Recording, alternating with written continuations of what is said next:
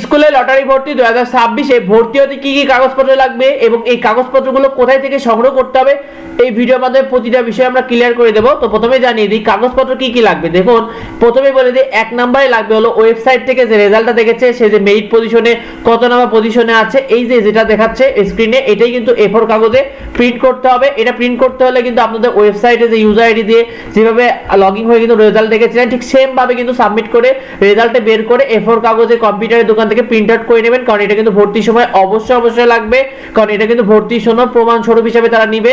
দুই নম্বরে রয়েছে অনলাইন থেকে ডাউনলোড করা আপনাদের যে অ্যাপ্লিকেন্ট কপি রয়েছে এটাকে প্রিন্ট আউট করতে হবে A4 কাগজে, অর্থাৎ যেটা বিশেষ করে পেইড লেখা আছে এইটাকে দিতে হবে। এটা যদি আপনাদের আগে ডাউনলোড করা থাকে সেটা পারলে হবে, অথবা ওয়েবসাইটও এখন বর্তমানে পাবেন, এটা ওয়েবসাইট থেকে ডাউনলোড করে নিতে পারবেন, অথবা যদি পূর্বে ডাউনলোড করা থাকে সেটাকেও কিন্তু কম্পিউটারের দোকান থেকে আপনারা A4 কাগজে প্রিন্ট আউট করে রাখতে পারবেন। তারপরে বলি 3 নম্বরে লাগবে শিক্ষার্থীর মূল জন্ম সনদ এবং সাথে একটা ফটোকপি লাগবে। এটা অর্থাৎ যেটা কিন্তু আপনারা পাবেন ইউনিয়ন পরিষদ এলাকা বা পৌরসভাতে, যে আপনাদের যে শিক্ষার্থীর যে জন্ম সনদটা রয়েছে বা বার্থ সার্টিফিকেট রয়েছে এটা মূল কপিটাও লাগবে এবং এটা ফটোকপিটাও কিন্তু জমা দেওয়া লাগবে।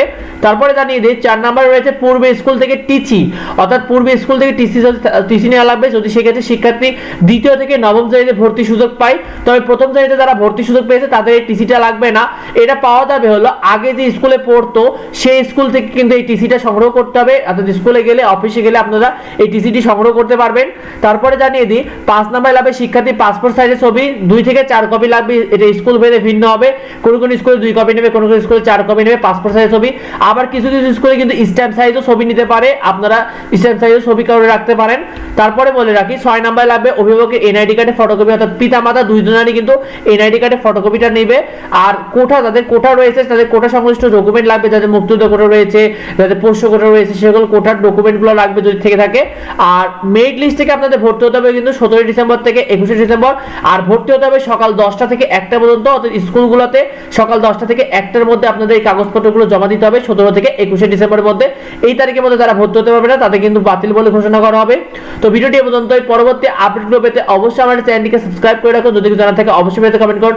আর এই বিষয়টি এখনো অনেকে জানেন, তাই বেশি বেশি করে ভিডিওটি বন্ধু থেকে শেয়ার করে দিন। দেখাই পরবর্তী ভিডিওতে, ধন্যবাদ সবাইকে।